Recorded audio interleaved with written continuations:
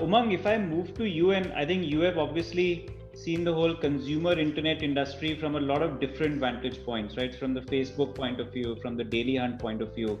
I think we spoke about while sort of we kicked off and unveiled the report that how different crises have created a lot of inflection points for new sub verticals and business models to pick up. I want to pick your brains a little bit around how do you think this crisis over the longer term, especially from the whole media consumption, online behavior, digital adoption, etc. Accelerate certain business models, certain sub verticals. Also talk about, especially given how sort of this is given impetus to digital adoption, e-commerce, social commerce. There are a lot of new models that have been operating in the underbelly till now, but not really scaled up. What do you think will sort of scale up in the coming future? Hey, thanks, Aryaman. Let me start by just saying, the first thing, so there are two sides to the digital media story, right? One side is the growth in consumption. The second side is the pressure on monetization in ads-based models. But if you just think about the overall landscape of media in India, media on television has an estimated reach of about 900 million people in India. This is on 180 million TV sets, 50% of which are cathode ray tube boxes. I don't know how many of us on the call have actually seen one in the recent past, but that's the reality of India. Then there are about 300 million people who read print, okay? And then there are about 500 million people, 500 million on the internet who are active every day. And then there's media spend, or there's media that is outdoor, radio, and cinemas, right? Or entertainment in movies. Here's what's happened. The first thing that any person would do is cut down on media spends during a crisis, right? Or advertising spends during a crisis. And if you see what's happened, the worst impacted industry is print. When you think about the dollars that are spent across these three mediums, there's about $5.7 billion. So the total ad industry this year is about $13.5, $14 billion in India. There's about $5.7 billion spent on TV. There's about 2.7-ish, or inching onto 3, spent on print. There's around $1 billion put together on entertainment.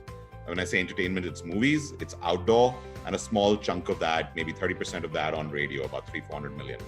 And then there's about $3.5 billion to $4 billion spent on digital, right? Now, when you think of what's happening in the market is, which are the businesses that have gone to complete zero? The first is outdoor. The $400-500 million spend has gone to zero. The second, or equally badly hit, is cinemas, because movie halls and cineplexes are shut, so there's no advertising in there. The third very impacted business is print. And so print anyway was declining all over the world significantly. In India, was kind of growing at 1%, but I think is going to decline at a minimum of 10% at the way it's going. TV has also declined because there's no new content which is being produced, right? There are reruns of soaps. There's more inventory other than the inventory that's on news channels, and the ultimate beneficiary of this has been digital media. But again, it's been digital media from a traffic standpoint. It's not necessarily the same story when it comes to revenue, because what most companies have done is literally shut down their brand budgets across April, across a large part of May as well. And as a result, there are two phenomena. One, the overall media spend in the industry has come down to a 20% level from the 100 points benchmark to a 20-point benchmark. Most of that money is moving to digital. But when it's moving to digital, it's not moving on brand advertising. It's moving on performance advertising, right? And the ones who are going absolutely crazy on performance are a few known suspect verticals, right? Dharmil's vertical is one of them. There's gaming, there's edtech, there's OTT, there's music streaming, there's media, there's a couple of others which have been over-indexed onto their performance spends. Now, the hard part is most platforms of digital media players or publishers in India, Google, Facebook, and DailyHunt, exception from that list, do not support performance advertising. And so if you don't, because you need signals and data to be exchanged to really build a high performance business, you're not getting that business. So the business is kind of getting very narrowed into a few sectors and players. In terms of online behavior opportunity, we're seeing three things. One, consumption has kind of skyrocketed online, whether it's consumption of content, whether it's consumption of news, whether it's consumption of live TV. It's really interesting, the amount of live TV, right? Prime Minister Modi goes live and suddenly you see the internet breaking, at least for a few players, right? Someone dies, unfortunately Irfan Khan or Rishi Kapoor, and there's again a spike in digital media. So we're seeing a lot of consumption move online. At the same time, we're also seeing a lot of new movies now launching online because they don't know when the cinemas are opening. So today was Gulabo Shitabo. I think next weekend is Sher Shah. This was on Amazon Prime. One is going on Netflix. So OTTs are kind of becoming a play for people to launch new cinema. And that's great for our businesses because you can create more content and more masala around the whole thing, right? And the big bang and the shebang that gets to it. So I think the other behavior that's going to test digital media companies is, can they really monetize? And can they monetize at scale on a true performance business, which is extremely hard to do. Even if you think of some of the Chinese players, right? There's been recent movement where a couple of them have shut down their businesses in India. I know for a fact that UC News has shut down all, fully. There are two other players that are on the verge of winding up. And then there is this whole narrative that started across the China ecosystem, one from a FEMA guideline perspective, the second from a content sharing and a data sharing perspective, that's causing it even harder for those platforms to monetize. So I think unless you can build a real world monetization use case, you're not going to be able to sustain the costs. Because the costs on the infra, with the traffic growing the way it is, with video growing the way it is, with short form content growing the way it is going to get really unsustainable for most digital media businesses. And so the hardest part is going to be monetization. The way I look at it is, if you can come out of this crisis, there are going to be three trends. There's going to be a trend of the big boy OTTs and the Google and Facebooks absolutely thriving through it, okay? Because even if they reduce their CPMs by 20%, it's not going to make a big difference on their balance sheet, given the contribution of revenue from this region. The OTTs are going to find this an interesting time to invest because there's more and more movies that have to get released online. So that's just going to drive even more consumption, right? And the moment there's a long form content consumption burst, there's also a short form burst of all the associated content around it, right?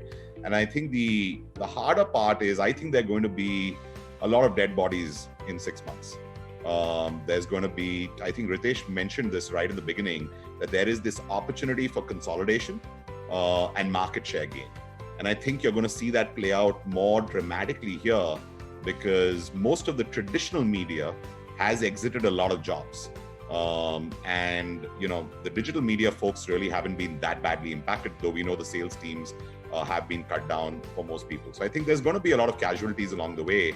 And I look at it as an opportunity of how could you pivot your business to drive the two things that matter in this business: grow the user base and drive more engagement. And that engagement needs to come with unique content, with unique experiences, reimagining the experiences for the next billion that are coming online, whether it's through engagement drivers around education, partnerships, content, app and app experiences, gaming. There are several use cases around it. And I think it's going to be the fittest who can survive and thrive. So for us, it's been enriching because what we've done in these last 60 days is we took a closed platform that was completely a wall garden where only our publishers could give us content, and we've completely opened it up where you and I can become creators. And so it's a local language Twitter and a local language Facebook groups.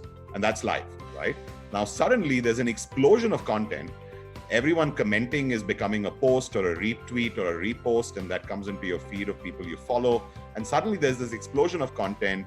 There's this explosion of gratification where, the DAOs go up because you want to come back and see how people are responding to you. And that drives up engagement, that drives up overall time spent, that drives up creation of inventory, but more importantly, allows you to use your AI to personalize it across both the content graph which we already had, but now interestingly a social graph, because you literally sign on and you import your entire phone book, and it's kind of fun to see that explosion happening on the platform. So I think early days we're seeing some positive signs, but the hard part is going to be sustaining this growth momentum on revenue. We've had a good quarter of nearly growing 100% in this quarter on the back of performance, but it's going to get harder and harder and harder to keep up that momentum unless you can really drive your tech chops with deeper understanding of audiences and behavior. So those are the couple of comments there, Aryaman. I don't know if I've answered your question or not, but I just wanted to zoom out and then zoom into what we're doing.